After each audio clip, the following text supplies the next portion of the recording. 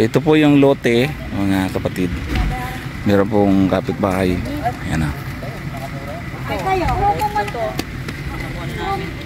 mo sa kasi nung talaga. Giniba na pala yung ulo dyan. Oo tayo, wala na. Iba't yung plan ko yan. So ito po yung dulo po ito ng kalsada. So ano yan? May river ba yan? Ano po?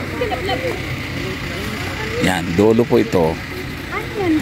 Sa plan kaya lalagyan nila ng ano yan? Corner. Yan yung binibinta po. 140 square meters.